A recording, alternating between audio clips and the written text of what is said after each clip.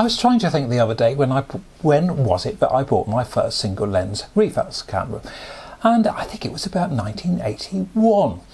I was working in a pub in the summer, and I had been using a Zorky camera, which I quite liked, but I longed to have a single lens camera.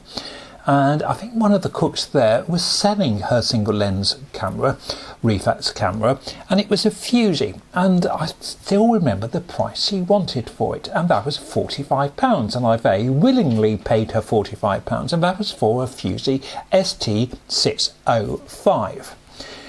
I quite enjoyed using it. I remember taking it on the school trip to Paris, sixth form trip. The images were very sharp. It had a M42 thread, so it was excellent for Pentax lenses, and I remember buying a couple of cheap lenses. However, it did have one slight problem.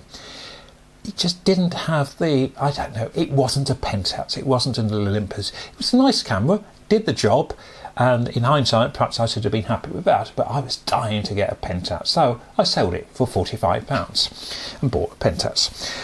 However, years and years later, I came across this ST-S, which came out in 1980, where the 605 had been 76.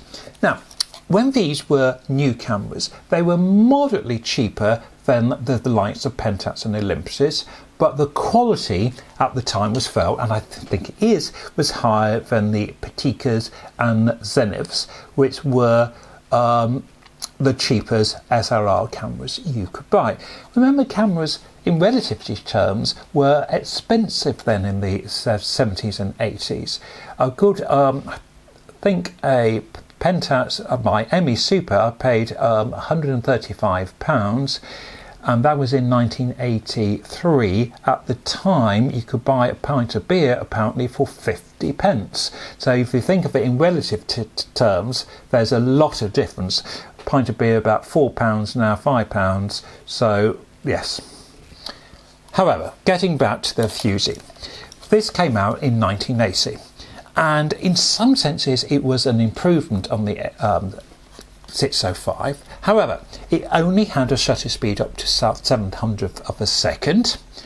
Nice design feature here that the battery goes in the top, so not fumbling about putting a battery in the bottom, and this little thing comes apart really easily to put the battery in.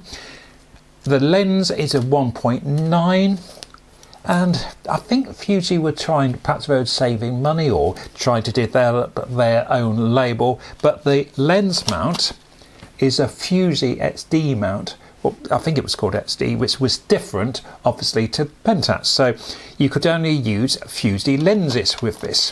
This is a bit of a downer, I think, compared to, the ease. The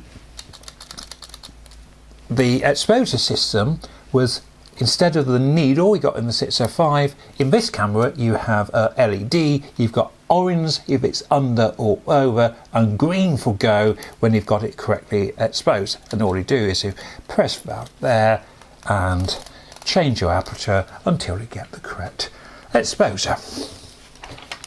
I think these are really good value for money, and I think the S605 is really good value for money, because if you are getting into film photography, everyone's telling you to buy something like a Canon A1, brilliant vintage camera, lovely camera, but can have electrical problems.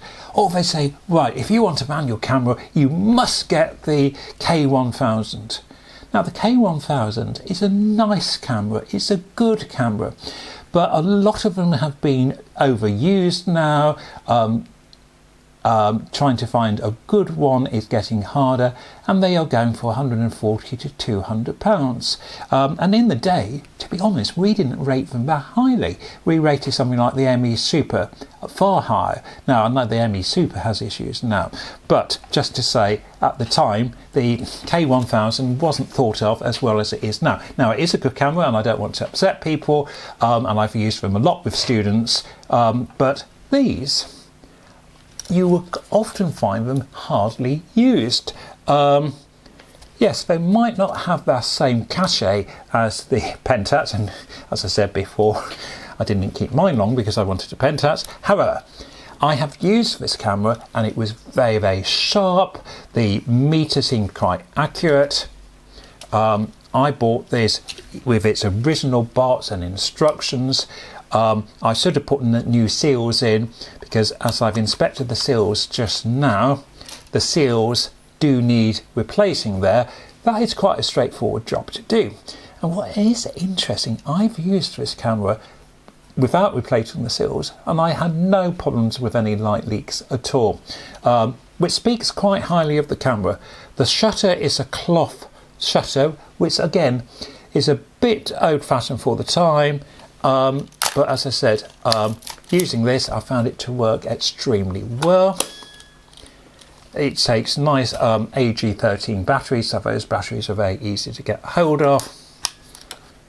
If you're getting into film photography, I would strongly recommend a Fuji.